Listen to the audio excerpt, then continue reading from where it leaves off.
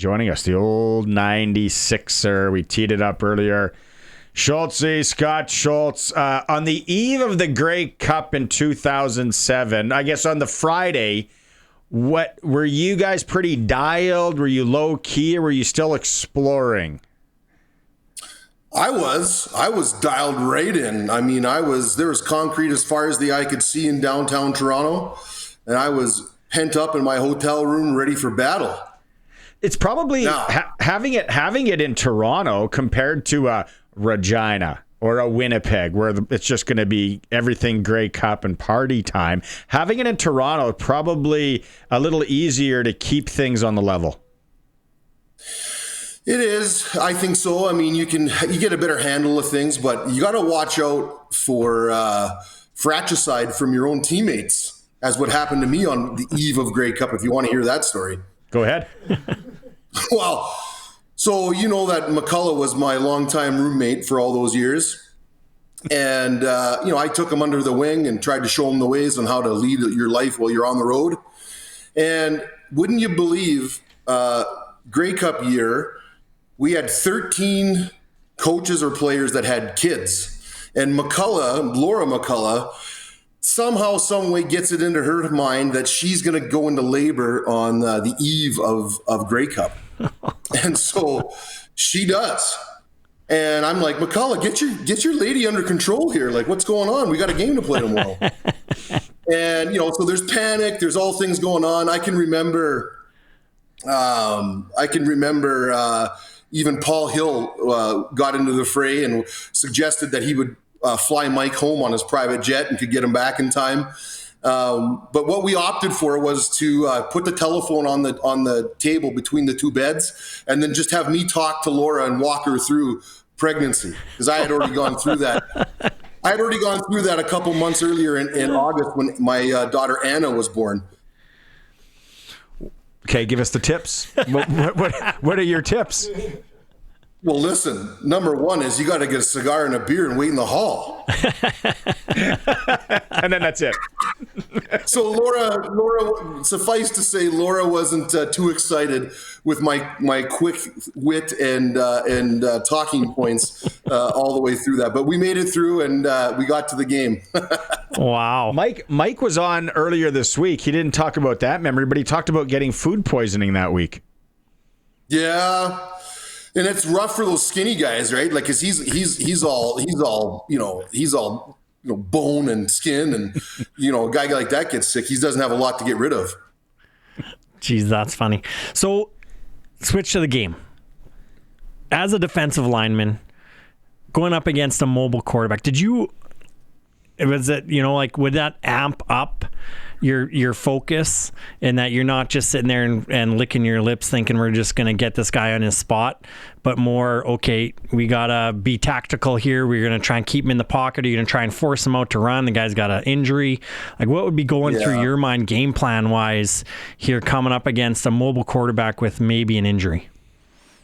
Well, it would be pin your ears back, and you got to provide, from a defensive line perspective, and especially from the interior, you've got to move the pocket. You got to collapse the pocket, get him off the spot, get him moving. And if he's got any kind of an injury, they're talking about this hamstring. And man, I've had a lot of experience with hamstring injury over the years, and it's one of those things that is always nagging. It's always there. It never really fully goes away. So I would be testing that and licking my chops, and like I said, you get the carnivore eyes pointing. Oh, you kind of cut out there right at the end. You cut out when you said carnivore eyes. No, I said you got to get the carnivore eyes headed downfield, pin your ears back, and get after the quarterback and see where that takes you. It worries me that these two teams, especially these defenses, are so good. This is going to be, I think we're getting down to a field goal again, which maybe it's a vindication for us finally. But I don't see a lot in this game where I know some people now, and it's maybe just the green in their hearts, are thinking Riders blowout. I can't see that, Schultz. You? No, I don't see that at all. I see this as a knockdown, slobber knocker fight, and it's going to be whose offense can get, that 20 plus points, because, on defense, the goal is always to keep them, under that threshold and give the ball back to the offense as many times as you can. And you got two great defenses that are going to be doing that. And so it's really you would hope that the defenses kind of negate each other, and then it's going to come down to who can make a big play, who can get a conversion when we need it. I don't know why. Maybe it's just the weirdness in me, and I feel that we could see maybe Mark Mueller's whatever the trick play that he's been holding close to his chest vest region. Oh, he's a card player, that one. He holds him close to the chest. He's not talking about it. But these are the games where that kind of stuff, you don't want to rely on it, but you got to have something. You got to have that plan B, C, D, E, F, all the way down to Z, because you pull out all the stops because it's the Grey Cup. And as you know, there's only been 4 in our history. That coveted 5th place it needs to come home. So weather-wise, obviously looking decent for the time of year. Still going to be chilly. Like you said, with defenses this good, does that play to their advantage in that you're forcing these teams to work really hard? I'm not expecting this to be an explosive big play game. All it takes is a drop, a little fumble of the exchange on a handoff. I think it's going to be a really low-scoring game, and who can sustain drives? Is that what you're looking at too? And as a defender, is that make you even more excited to be out there? With the weather conditions, and me, as a heavy guy for offensive line, defensive lineman types, you're going to be able to use that to your advantage. Of course, it's cold, but I would much rather play in cold than oppressive heat with 90% humidity, and so that's going to be an advantage for the big guys. And it's going to be a knockdown grinder, low scoring deal. And like I said, it's going to be up to those offenses and special teams on who can bust a play and make something happen. And otherwise, I think it's going to be, pretty, I wouldn't say vanilla, but you're going to see a grinding physical game. Is there too much being made? And we hear a lot of it when Super Bowl comes around, how the game is different. The pre-ceremony and everything, there's more to it there. The halftime shows longer. Do they make too much about that, Schultz, as a player? Yeah, they do it. What you're talking about is the pomp and circumstance. Don't get caught lost in the moment.